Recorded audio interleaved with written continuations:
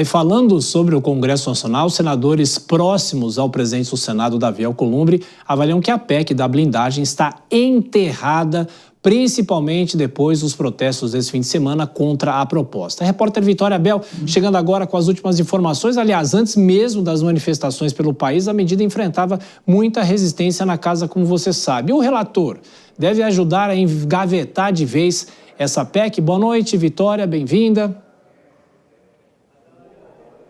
Boa noite, Tiago. Boa noite a todos que nos acompanham. Pois é, já era esperada essa rejeição pelo Senado dessa PEC da blindagem. Os aliados de Davi Alcolumbre já não estavam gostando muito do texto e o relator Alessandro Vieira disse que vai sim dar um parecer contrário à matéria pela rejeição da matéria, ele que é o relator na Comissão de Constituição e Justiça dessa PEC da blindagem, conhecida aqui no Congresso Nacional como PEC das prerrogativas, porque de acordo com os parlamentares, valorizam as prerrogativas dos deputados e dos senadores. Vamos lembrar que essa PEC da blindagem, o principal foco dela, o cerne dela, é trazer uma autorização prévia dos plenários da Câmara e do Senado para que parlamentares sejam processados no Supremo Tribunal Federal. E isso também incluiria até mesmo presidentes de partidos.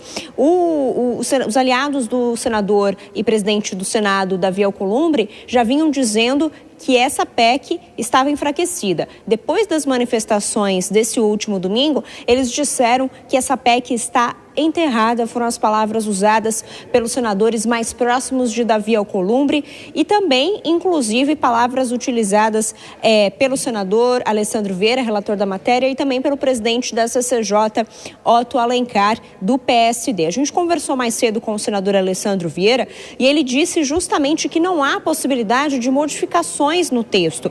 Isso porque o senador de oposição, aliado do ex-presidente Jair Bolsonaro, Ciro Nogueira, do PP, vinha tentando fazer uma alternativa, um texto mais restrito, uma PEC da blindagem light, vamos dizer assim, trazendo no texto, por exemplo, a necessidade de autorização para processos contra parlamentares nos plenários da Câmara e do Senado, só que só quando os parlamentares emitirem opiniões que pudessem trazer ofensas contra outras pessoas, os chamados crimes contra a honra. Essa foi a sugestão de Ciro Nogueira, mas Alessandro Vieira disse que nem para isso tem espaço na Constituição, que o texto da Constituição já garante imunidade parlamentar para falas, opiniões e votos dos parlamentares, mas que as ofensas não são incluídas, é claro, nessas imunidades parlamentares. Vamos ouvir um trecho da fala de Alessandro Vieira com exclusividade à Jovem Pan.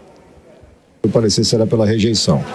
A nossa convicção é de que essa é uma PEC que tem problemas de constitucionalidade e principalmente é uma PEC que no mérito não merece a aprovação do Congresso brasileiro. É uma PEC feita, desenhada para proteger bandido. A palavra, a expressão do parlamentar já é garantida pela Constituição desde sempre. A Constituição de 88 garantia, depois da reforma em 2001 continuou garantindo. Eu não tenho notícia de parlamentar processado por opinião, por voto ou por qualquer forma parecida. E o Alessandro Vieira justamente disse que as manifestações acabaram colaborando para o fortalecimento dessa rejeição da matéria, porque ele lembra que existem parlamentares que estão desavisados e que quando a opinião pública mostra a que veio, mostra que é contrária à proposta, eles se lembram que as eleições de 2026 estão chegando. Vamos ouvir outro trecho.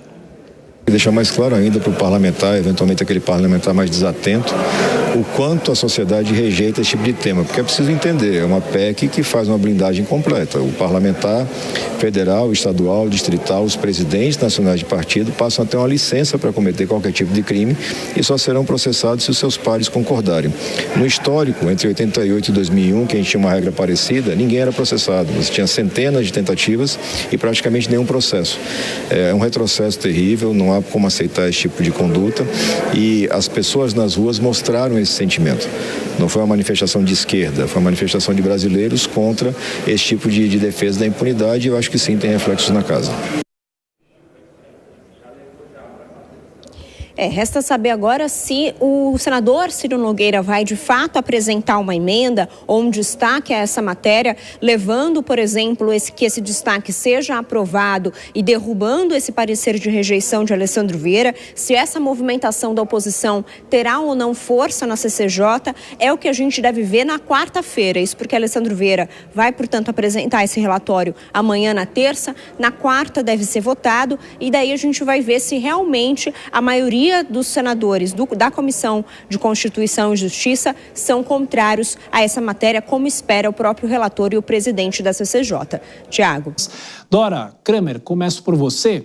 Em relação à PEC da blindagem, quais os fatores fizeram com que essa PEC, como o próprio senador Alessandro Vieira fala, que está enterrada de uma certa maneira? Os protestos de ontem tiveram já essa força para que o Congresso decidisse que isso realmente vai perder força ou não necessariamente pode voltar ainda com mais força?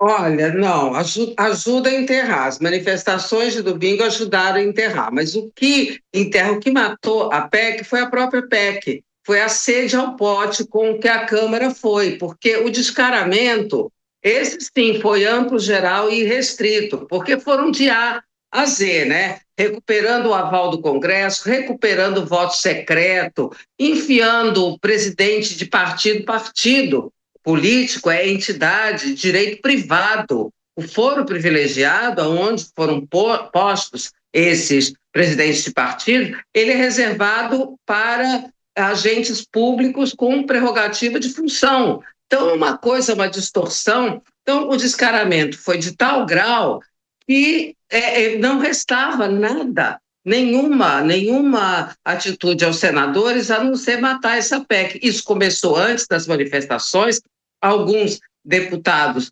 foram, já na ocasião, agora vários têm ido, aumentou esse número, pedir desculpas, deu uma confusão enorme do PT, porque 12 deputados votaram a favor da PEC, dizendo que isso contribuiria para matar a anistia, para fazer a rejeição do projeto da anistia, enfim, foi um erro de cálculo total. Foi uma autossabotagem da Câmara, foi a chamada lambança que eu poucas vezes vi. Foi realmente de A a Z.